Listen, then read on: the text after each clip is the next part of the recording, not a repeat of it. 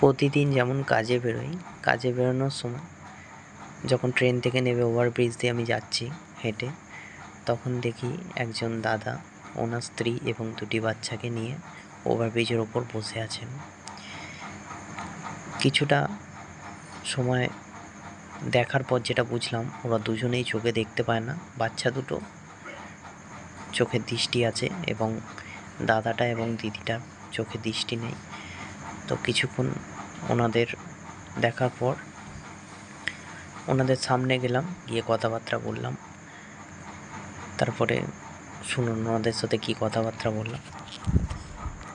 আর আমার এই ভিডিও বানানোর একটাই উদ্দেশ্য, যাতে আমার মতো দেখে মানুষজন এই অসহায় মানুষদের পাশে থাকতে পারে, মোটিভেট হতে পারে।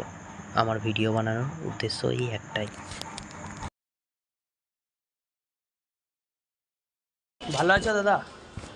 আপনারা কি দুজনেই চোখে দেখতে পান না? না, কোথায় থাকা হয়? থাকা হচ্ছে বাড়িতেই। বাড়িতে। আর এখানে কোথায়? এদিক ওদিক স্টেশনেই থাকা হয় নাকি? আর দিদি কি দেখছে খাতায়? থাকি আমি কলকাতায়, ও থাকে বাড়িতে। তো দেখা করতে এলাম ছেলেদের সাথে। আচ্ছা আচ্ছা, ঠিক আছে। আপনাদেরকে যদি কিছু খাবার দিই নেবেন? হ্যাঁ, কেন নেব? না অনেক মানুষ তো এরকম থাকে না, না সবাই বসে। এই, দাদা আচ্ছা আচ্ছা, খুব ভালো। ও ও, না না ঠিক আছে, খুব ভালো। মাঝে মাঝে আসি দেখা করে যাই। অবশ্যই অবশ্যই, সব ভালো থাকবেন।